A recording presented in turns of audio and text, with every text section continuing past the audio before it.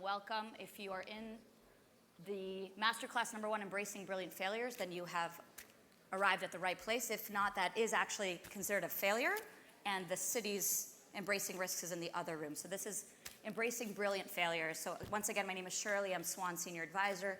I'm joined here by Amir, Swan CEO.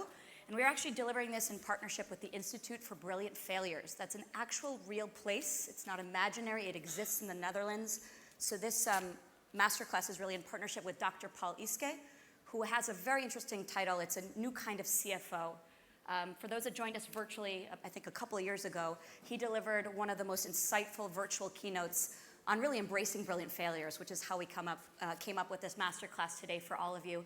And the CFO role, and I want to give a shout out to Rick Thiessen from Videns, who gave us this inspiration for hosting a session such as this, is Chief Failure Officer. So that's a new type of CFO. I don't know if we're going to be seeing CFOs soon in utilities, but it's interesting for us because we can learn a lot. So that's just a little bit of context.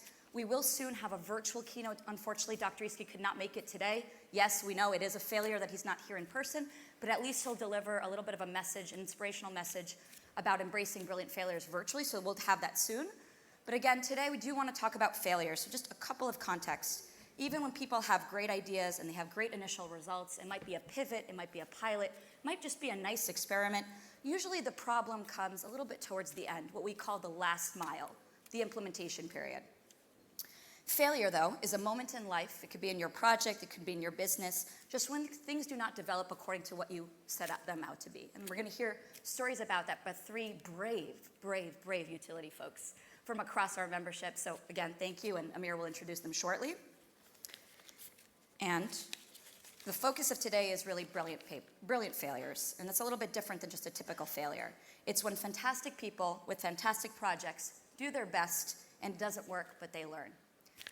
So I think if there's one thing that we ask for you today, if it's a key takeaway from amongst our panels, is again, Dr. Iske taught us this, right? Fail is not just a typical fail, it's your first attempt in learning. So that's what we're going to ask you to walk away with today. You'll hear a little bit about the presentations, very brief pitches about a failure, an actual failure in project implementation and an outcome. And then we're going to have more of an interactive session with all of you talking about your own failures, right? So that's a little bit about what to expect today. So we'll have a video very shortly, and then Amir and I will present a few patterns or archetypes that can help you frame failures that we hope that you'll be able to use and leverage as part of your project. So that's the idea, and I think with that, I think it's video time, right, with Paul Iske. Hello, my name is Paul Iske. I'm the founder and CFO, Chief Failure Officer, of the Institute of Brilliant Failures. And I know that today you're going to do a workshop on failure. And I'm very pleased and I hope you will enjoy it. But let me tell you a little bit more about the background of failure and brilliant failure. Last year, I was visiting the island of Tenerife, beautiful island, together with my family, including my daughter Miriam. Miriam is 23 years old and she has a deformation at her right hand. We call this a telephone.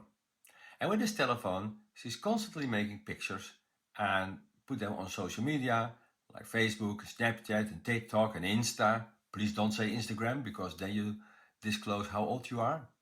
But one day, the Thursday, she was not doing this. And I observed it and I thought, okay, very good. So at the end of the day, I wanted to make her a compliment and I said, well, Miriam, I've seen that today you will not make so many pictures. Good for you. And she said, of course not. I said, oh, no, it was useless today. You've seen it yourself. It was clouded. It even started to rain. And I said, okay, but you have an iPhone that also works when the weather is not so good. Yeah, she said, but what do you expect me to do with this? Do you really think I'm going to post this? Of course not. At the Tenerife and with bad weather, then I'm a loser. No, I'm not going to do that. And I said, okay, but was it not a nice day? We did some jet skiing and mini golf. Okay, I won. Went to the Chinese restaurant. You like that? He said, Daddy, please stop. I'm not going to do this. And then I started wondering, is that only Miriam? And then I found, no, that's not true.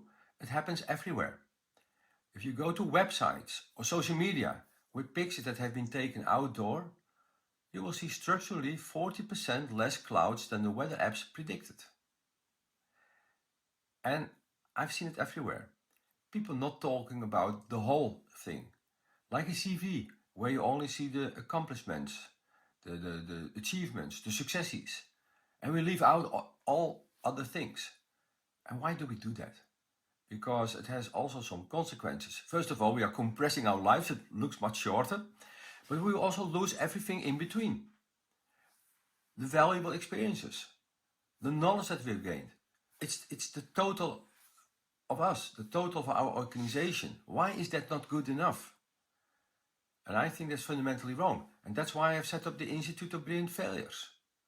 To accept that we are who we are, that we're good enough, and that we are doing things, that we have to do things, even when they might fail. But that is not something that everyone immediately understands. Because quite often, we also are afraid of consequences when things fail. And that might cause into a weakened position. We might lose our job, our project. We might have difficulties in getting promotion. All those type of things. People will be negative about us. And I think that's fundamentally wrong. We should not be afraid to do things when we believe that it might be valuable. We should not be afraid talking about things, how they really went and what we learned from them, because these learnings are also very important. And that's why I have asked a legal advisor to develop an extension of the Universal Declaration of Human Rights. We all have the right to do things, to try things that matter, to experience, to fail, to learn, without being afraid of what might happen to us. Here you see this Universal Declaration. By the way, I sent it to the United Nations, and I'm already in phase 2, I got a letter of receipt. But there are also already organizations who included this document into their labor conditions. There they have the right to try things, to experiment and to fail. However, you have failure and failure.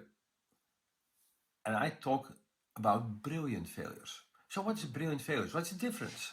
Well, the difference is that a brilliant failure is something you try to do because it could be very valuable, and do your best and you prepare, and still it doesn't work the way you want it.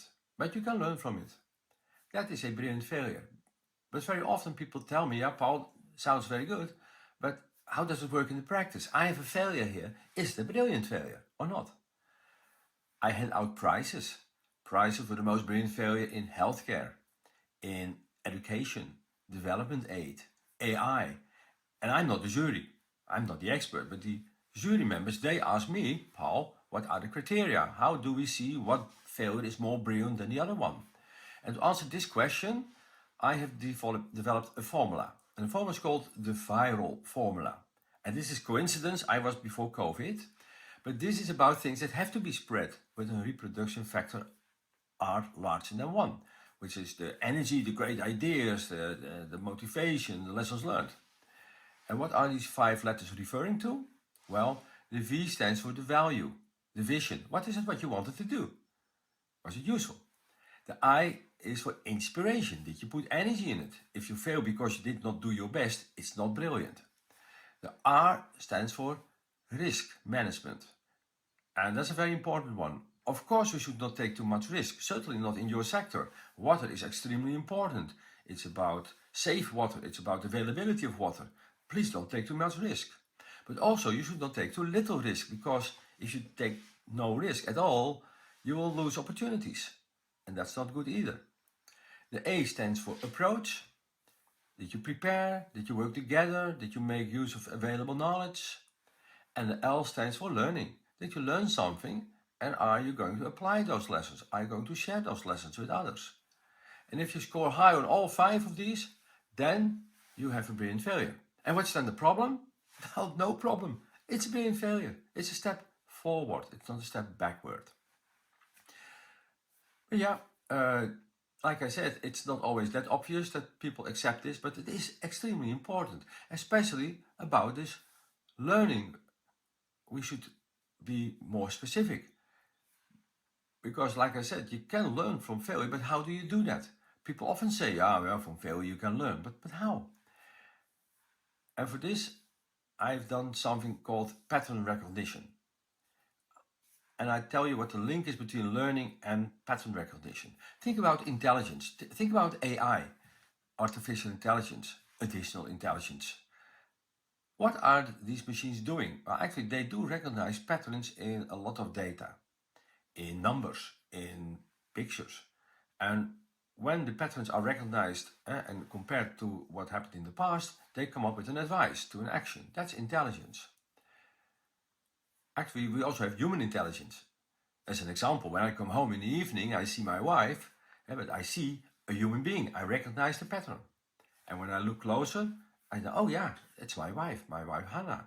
And then I know, based on pattern recognition and experience from the past, what to do. I say, hello darling, how was your day? And if I do the right things, I might have a nice evening. That's social intelligence. So it's about pattern recognition, and learning means that you are able to internalize new patterns. And why do I talk so much about patterns? Because I have analyzed hundreds and hundreds of failures and asked myself the question, do I recognize patterns in failing? And if I do, what could I do with that? Well, for instance, before I even started, I can already pretend that things went wrong, try to find the patterns why this could have gone wrong, repair them, and then I start. We call this forward failing or learning before doing. While you're busy, you can look at why things are different than you expected. Why is it not working the way I wanted? And then maybe you can recognize the underlying universal reasons why this is and start taking action. And hopefully you can still correct your project. After you've done something, you can look back and think about why did things happen in the way they did? Why was it different from the expectations? What were the underlying patterns why this failed? And by doing so, you learn your lessons that you can apply later on. You learn lessons that you can share with other people so that they can make use of them. And if they make use of all these insights and knowledge, they can start, or you can start, a new project, and hopefully it will become a success. And if not, it will become a brilliant failure. Actually, I identified 16 of these failure patterns. And you will see them during the workshop. And you will play with them. And I hope you will be able, after the workshop, to more easily recognize these patterns in reality. Before you do something, when you do something, and afterwards. In other words, I hope you will become more failure intelligent. And if you are, I hope you will be extremely successful in the past. And otherwise, I hope you will have some very nice, brilliant failures. So good luck and thank you for your attention. And I hope to see you soon in reality. Take care. Bye-bye.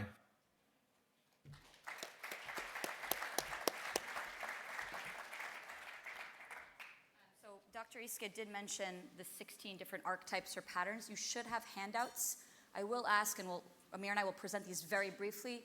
You will have time to kind of dive deeper a bit into these. But if you are sitting by yourself, we're Swan, right? Many members, one flock. Please join in at a table because we will be working within tables. If you're two folks, please try to join in and maximize a table. So that's one thing about the 16 archetypes. So if you can see on this slide, try to examine failures within the context of individual, system, organizational, team levels, and also according to different phases, right? Before, while, after, right? Those different learning paths. So for the 16 archetypes that we're going to go through pretty quickly, again, these are patterns that help you recognize failures ideally beforehand, and even if they're too late, to at least learn for the future.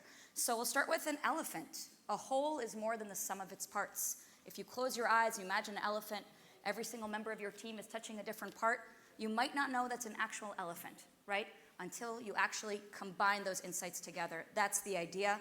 Sometimes a project can only become clear when you look at a project from different angles and talk about it.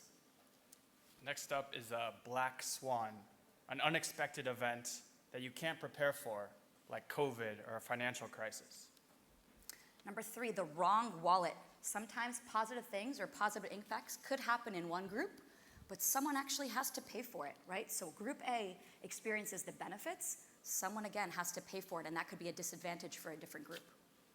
The Bridge of Honduras. So there's lots of rain, a river floods, and the river moves elsewhere, and a bridge that was next to the river is now useless.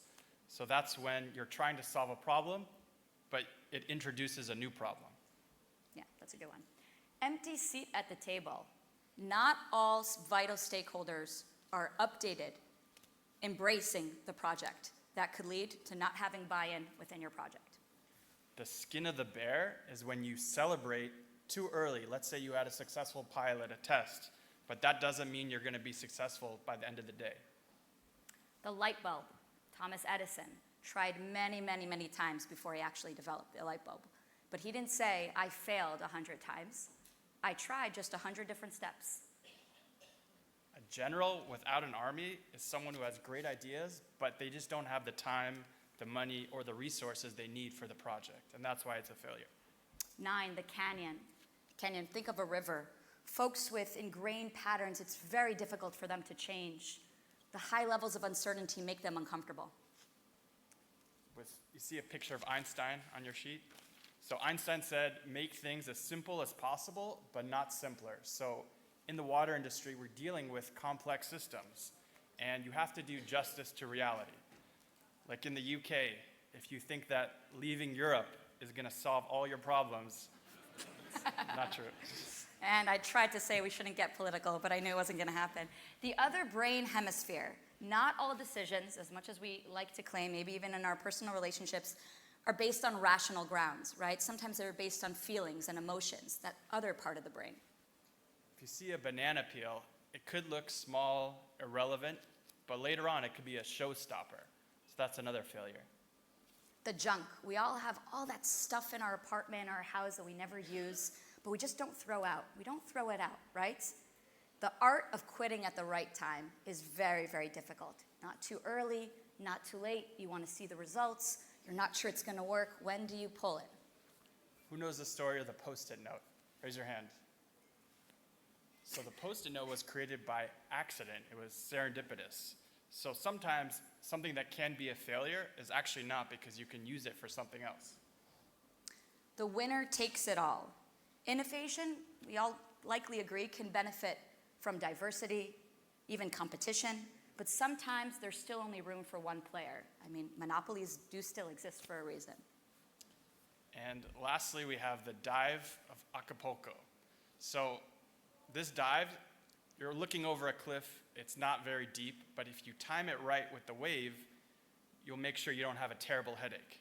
So it's really all about timing. You could have a great idea, something very innovative, but it's not the right time, so it won't work. So the idea is that if you have these patterns, which Paul expertly came together with, you can recognize at an earlier stage, and then you can counteract them. For example, empty seat at the table, you can make sure to do the right stakeholder analysis. So with that, we want to hear some real examples. We're going to invite some utilities, some brave utilities, if we can give them a round of applause. Woo! They're going to give some failure stories of their own. And first, I want to welcome Javier from Canal de Isabel. Welcome, Javier.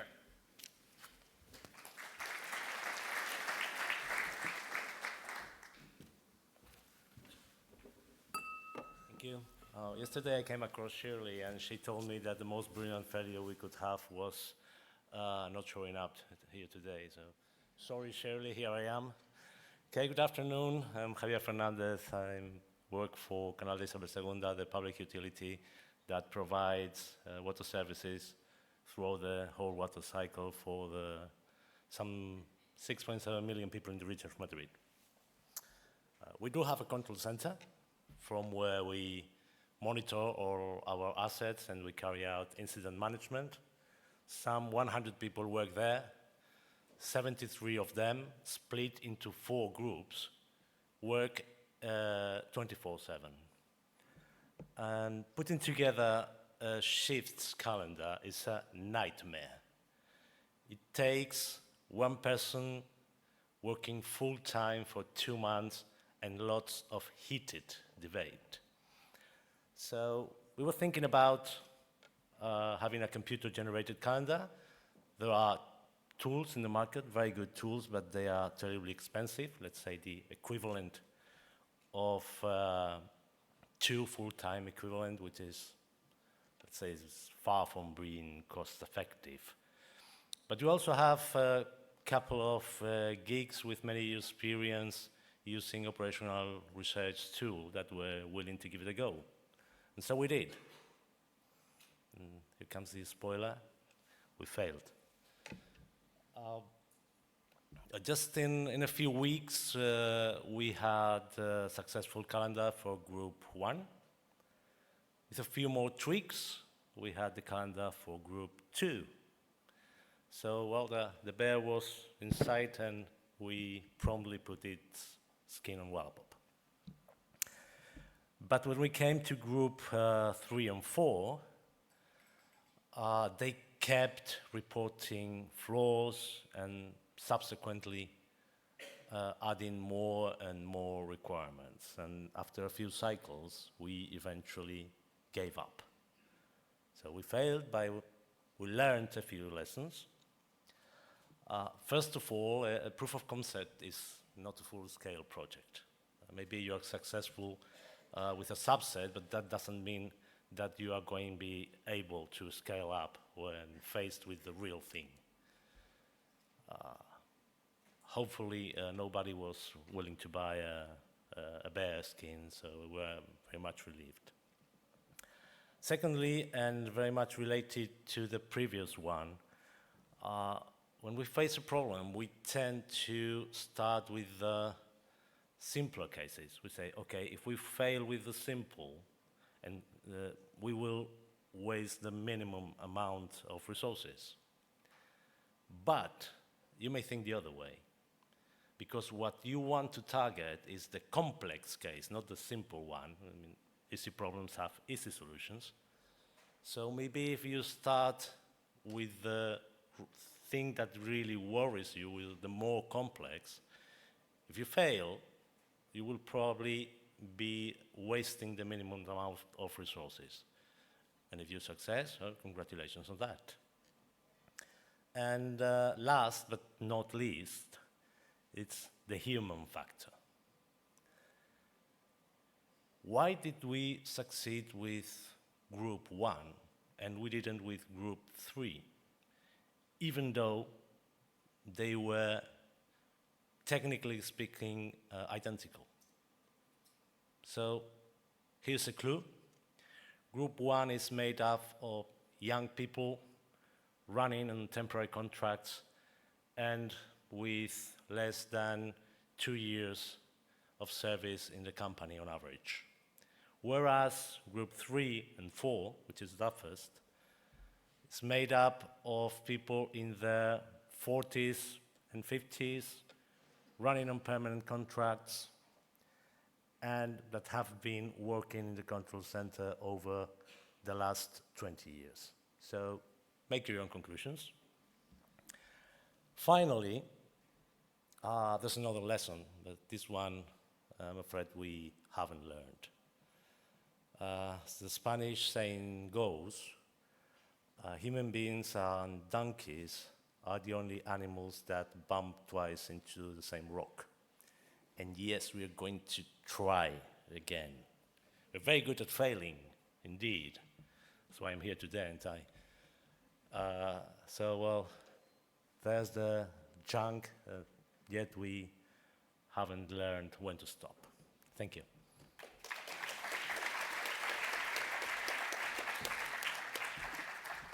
Thank you, Javier. Now I'd like to invite Simon from VA SID in Sweden.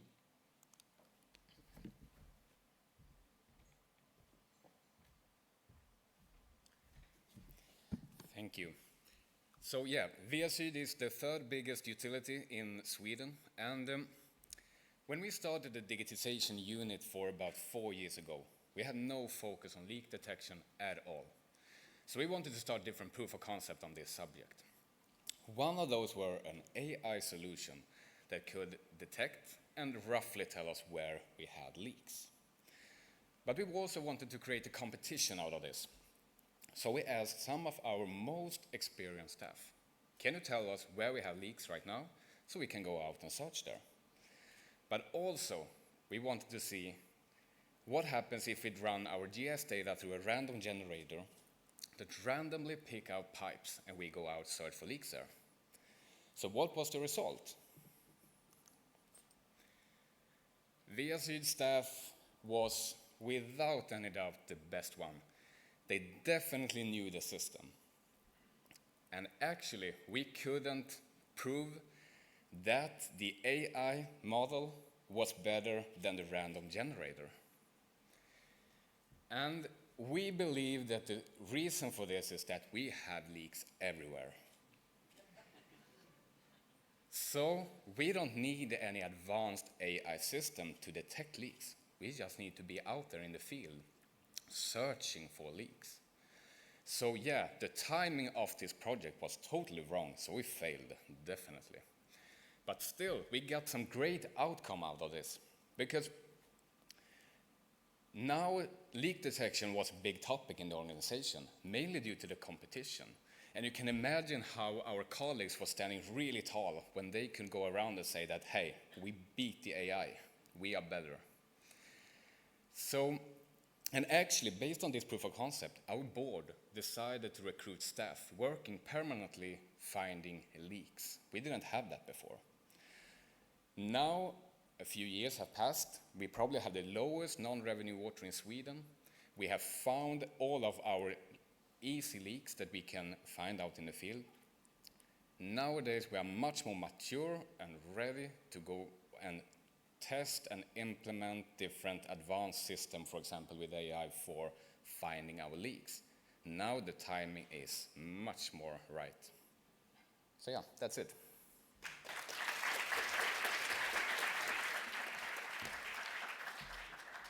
Thank you. And now Andrew from Tarragona in Spain. Thanks, Andrew.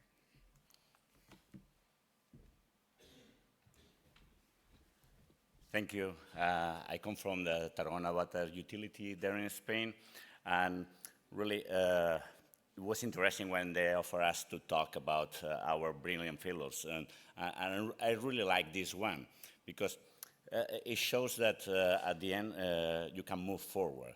In our case, we already put to work digital twin in energy. So at the moment you see that that's working and you say, okay, we can go forward, we can go and try to do ourselves. We have already an hydraulic model. So why don't we try to connect to the SCADA? Because we already have one, so that's not going to be that difficult. So, but really, then you find out that things don't work as you expected. The hydraulic model wasn't prepared to connect to the SCADA. They said that yes, but never really worked as expected. Then the problems begin piling up, and all your resources weren't enough to handle all those problems.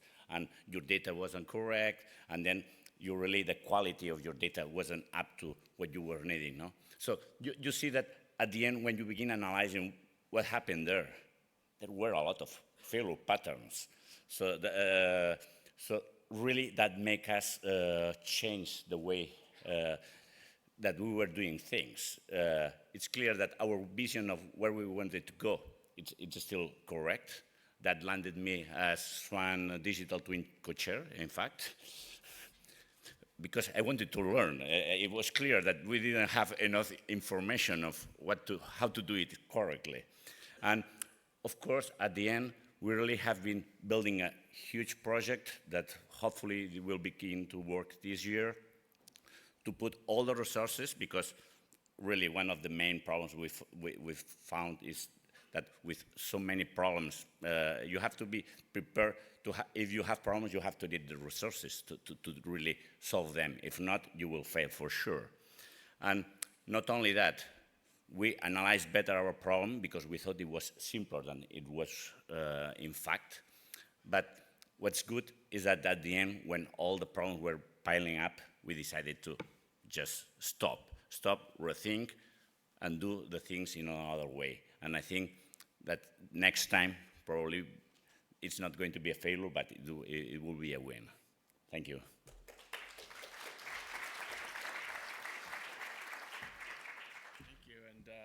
Amazing stories. Thank you for sharing. And now we're going to go to the next stage of our open discussion. We want to make this very interactive, and we want you to share your stories. So Shirley's going to give some information about how we want this to work. Okay, so I think we said we're all in different tables. If you are standing, please try to join in a table. This will be kind of interactive part. We've spoken enough. Thank you again. That was fantastic and short and sweet. So in your groups, we're going to ask you to discuss your own brilliant failures. It might be, again, from projects. Maybe some of you have worked on a project together, potentially, that you've noticing some of these failures, right? So when you're working in your groups, try to go through these different exercises. What was your intended plan? What was the actual outcome, right? Try, when you're working through this, to find those common patterns. So you do have those handouts, and see if you can kind of try to find those common kind of trends within your projects. And then what we'll do is we'll kind of gather this. We'll do a little bit of a quick recap at the end. We'll give kind of a 1-minute warning. And then what we'll do is our team has put together a little bit of a Menti board. Well, we're kind of tracking really some of the results that we'll see and the lessons learned into a Mentimeter. So that's really the plan right here. So first, again, try to join in on these groups. I'm not sure if we're going to have flipboards, but at least within your groups. And again, what was your plan? Discuss your failures. What was the intended plan? What was the actual outcome? And try to identify those patterns. All right. Thank you. Let's do it. Yeah, let's go.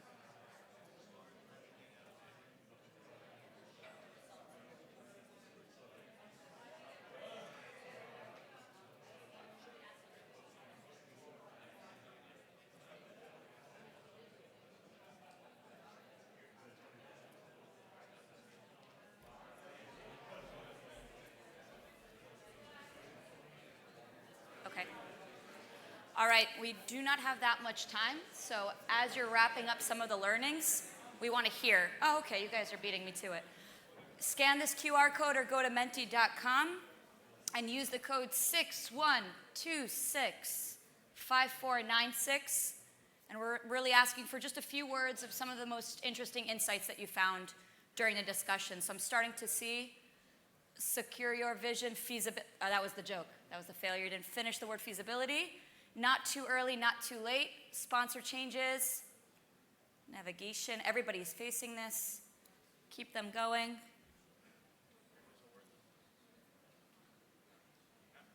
We have to guess. We have to guess what the words are. Yeah. Do not overplan. Okay. If we have a few minutes, we might ask someone to elaborate a little bit. No assholes on the team. Whoa. I have one guess on that table. Michael Carl, our Swan America's chair. Am I right? Yeah, okay. Nice. But I would agree. Consider the disbenefits, yeah? Okay, I see some people were already associating some of the learnings to some of the archetypes, so congratulations, you understood the assignments of Bridge of Honduras, the canyon. Right, remove the canyon, remove those folks, or work at least embracing those folks that maybe think a little bit differently. Change management, we've heard that a lot throughout the sessions today. Not putting all your eggs in one basket, maybe all your resources into one project. I've heard actually different opinions about that, but you wanna say a few of those? I like the salted cod. I know who that was. The salted cod? What was that reference?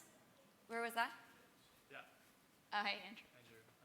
Basically, the salted cod relates to the post-it notes. So you never know what you're going to find when you do leak detection. It could tell you something that you weren't expected. In this case, related to salted cod going down the stormwater drain.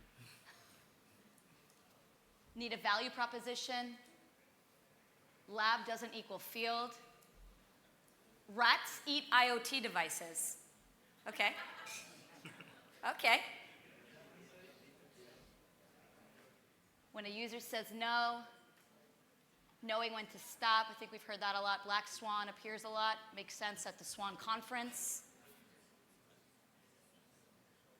Consensus, but not too much, right? Finding that right balance. Dive deeper, missing some type of key engagement piece. I think we've heard of that. That empty seat at the table, right? Embracing various stakeholders. Ignoring the problem. Avoid problem makers. That would be great. Sounds fun. Buy in or go home. Full system view, right? System-wide thinking. The elephant, right? We have one Imagery. volunteer that wants to Yeah, share. does anyone have You think a- you had the best story? Raise your hand. Who had the best story in their group? Who thinks? We have a couple more minutes. Who's really passionate about embracing brilliant failures? You can come okay. up if you're not too shy.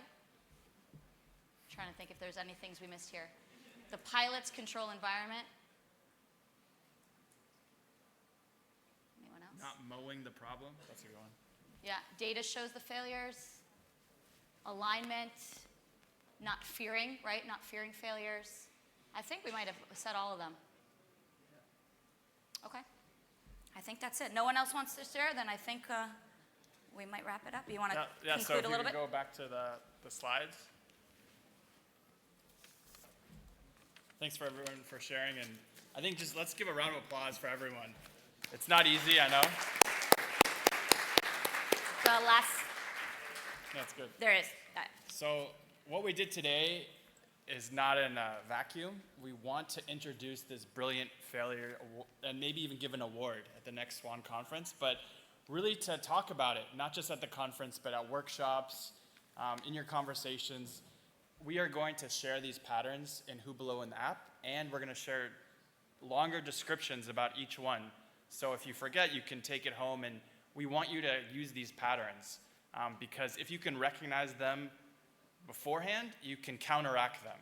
And it's all about pattern recognition, like Paul said. So with that, we want to thank everyone and celebrate brilliant failures. You know, don't think of failure in a negative context, but what you can learn from it. So thanks everyone for really opening it up. And now we have our last break.